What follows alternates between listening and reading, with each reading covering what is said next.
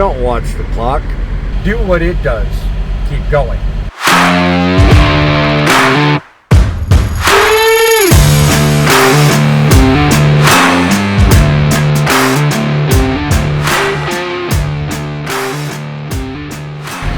Howdy ho, trucking champs. Another day, Oregon.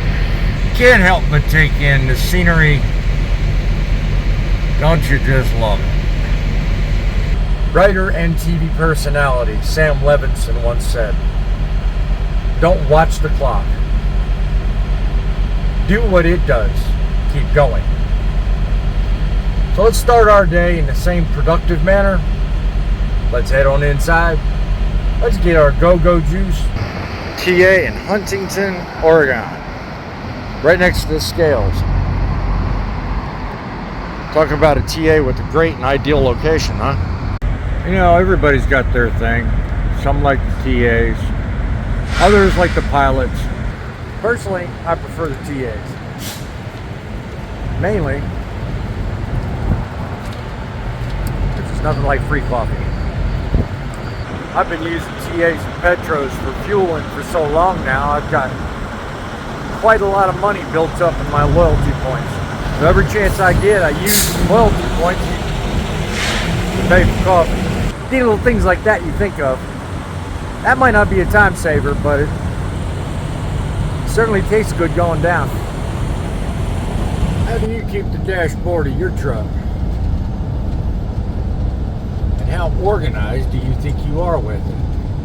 That's something worth mentioning because I've seen some pretty unorganized dashboards in my time. If you're thinking of ways to increase your productivity and be more capable of finding things, that's an important topic. You know? Even in my old truck, if you look back on my videos, my dashboard hardly ever had anything laying on top of it at all. Once in a while, you'd see me with, paperwork or whatever for the current load that I was on. But even then, I kept it in a folder sitting there in the seat next to me. The messier your dashboard is, when you go through a weigh station, the more likely it is you're going to be pulled in for whatever. So you want to lessen the chance that you'll be pulled in for inspection.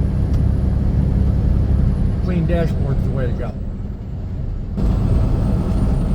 This fella here about 10 miles ago was riding my butt. I mean, I was doing 65 on this, which is the speed limit here. And he was literally, I kid you not, 2 feet away from my rear bumper. He's bobbing in and out of traffic, waiting on an opportunity to get around me. And this is what I run into. You get to a hill and you can't handle it. Because you've got probably 30,000 on that bed right there. And you can't handle them hills. So you're going to hold me up now, even though you were dogging to get around me. Here's your sign.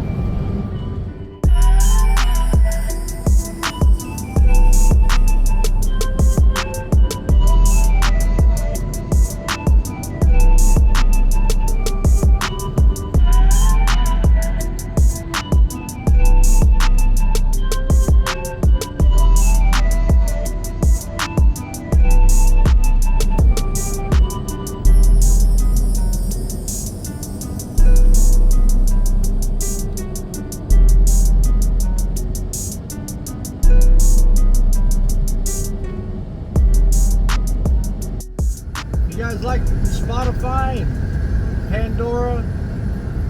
Personally, I don't like the AM/FM radio because the last thing I want to do is sit there and fiddle with the damn radio as I'm driving down the road. So I always link my phone up with the radio. Try looking into things like playlists with podcasts, things that help you think. Keep, everybody likes music. Who don't? But me, I try listening to podcasts on business, and trucking. Road Dogg has a podcasts they put out. OIDA does, Great Waves does. You know, there's several different podcasts you can get into that you can play, and they'll go for an hour, sometimes an hour and a half. You don't have to sit there and fiddle with your phone or any of that kind of stuff. You can just hit play and they'll go. That's a time saver right there. How often do you drive truly a set speed? You realize the faster you drive, the more fuel you burn. And everybody knows that. I'm not preaching to anybody different. What I'm talking about is time. Rather than bust your butt driving top notch, balls to the wall, trying to get around everybody, getting held up in the slow spots, just pick a speed and drive at that speed. Studies show that two people going the same direction, same distance, driving different speeds, get there pretty much at the same time. See, right now, the stretch of road that I'm on calls for 60 mile an hour for trucks. I'm doing 60. But if it were 70, this kind of road, I'd still be doing 60. I drive based on the conditions, not based on what the speed limit's at or what everybody else is doing. I can't tell you how many people have passed me because they think I'm going too damn slow. Sorry, I'm just not going to drive it any faster than I have to. Another tip will save you time. I know it will, because it does me. Oh boy. World of Truckin is feeling good today. About 20 miles before I got to Salt Lake City, there was a car on the side of the road with a camper trailer on the back of it, with a little bit of smoke coming out of the camper. The guy had the door open and he was sitting there, obviously frustrated, trying to look for what was on fire. The gentleman was towing a small camper trailer, and for whatever reason, something on the inside of that camper trailer lit on fire. As I was passing him, there was heavy smoke coming out of the camper, and me and a JB Hunt fella and another truck driver, believe it or not, he didn't really speak very well English very well. The three of us stopped virtually at the same time, pulled out our fire extinguishers and ran back there. I will gladly stop in 2 seconds and help somebody in a situation like that. So, being the situation what it was, I didn't even think. I just yanked the wheel to the side of the road just as I passed him and locked up the brakes. Come to a stop, I jumped out, grabbed my fire extinguisher. I pulled the pin on the fire extinguisher and I let him have it. I said, you do what you gotta do, man. So, he's better off now, at least, because the fire's out. The time I left there was a law enforcement guy there. There was another JB Hunt driver stopped and offered his fire extinguisher too. I'll tell you, I don't think twice about doing something like that. I don't mind helping somebody. And I didn't think to grab my phone and video any of it. My concern was helping the guy get the fire out more than my putting shit on YouTube. But I'll gladly talk about it because I think that's something sorely missing in this industry. And it's not just helping a guy put out a fire. I'm talking about the overall act of stopping and helping somebody when they need help. For brothers in trouble, stop and help. You never know. It could be something as simple as making a phone call. Maybe give them a bottle of water. You know, help them get a lug wrench, you know, grip on a lug wrench or something. Who knows? I mean, the world is full of people with problems. But it's also equally as full as it can be with people that are more than capable of stopping and lending a hand. So, you guys out there, do your part. Help a brother trucker. Or even a fellow motorist. It could be you someday. And I'll tell you another thing that this industry needs more of. nice people like I ran into the other night. But I rolled into a mill in Klamath Falls, Oregon to pick up this load that I have in the box right now. Never having driven there before, I had no freaking clue where I was going. It was an after hours drop and hook style pickup. Pull in, there's hardly any lighting on any of the signs, so I really don't have a clue where to go to drop the trailer, to pick up the new load, that kind of thing. So I wind up pulling off this one section of the lot, the north end of the property. And I get out of the truck because no one answers the phone everywhere you call. Walk around, look around the mill basically as safely as I can that hour of the night. It was about midnight, I guess, on the West Coast. After walking around for about 10 minutes, this fella pulls up in an Allied Universal truck.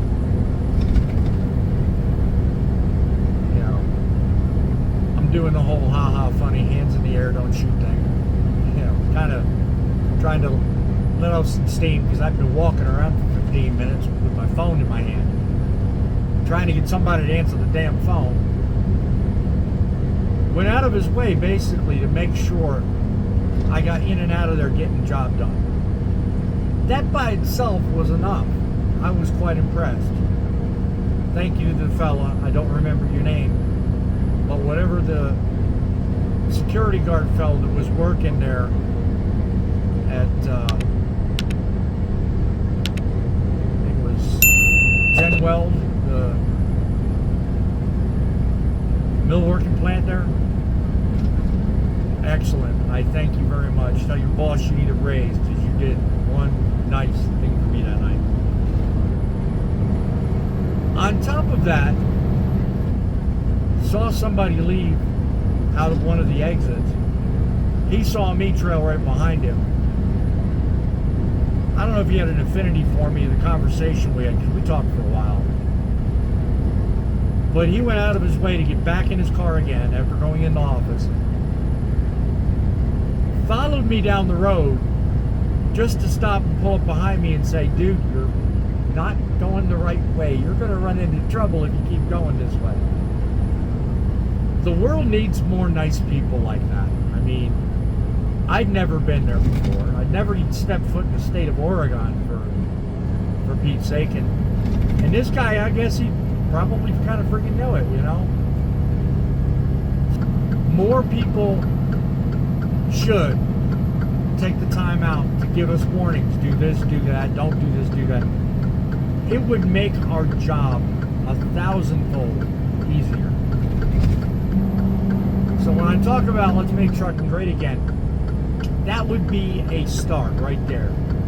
If there were more people like this security guard fella working at Joe Wynn the other night, we could get a lot more done. One at a time, a little bit, every video here, comment there. I feel like we can get to where this trucking industry can be appreciated again. From Truckin' City, USA, whether you're saving yourself or saving someone else, it's the ones that stand still that are long forgotten about. So keep moving forward and keep plugging. We can make trucking great again. Be sure and like this video and become a subscriber where we inspire you to keep on fighting. Keep it real and keep them rolling. Till next time, remember, the world of trucking never stops.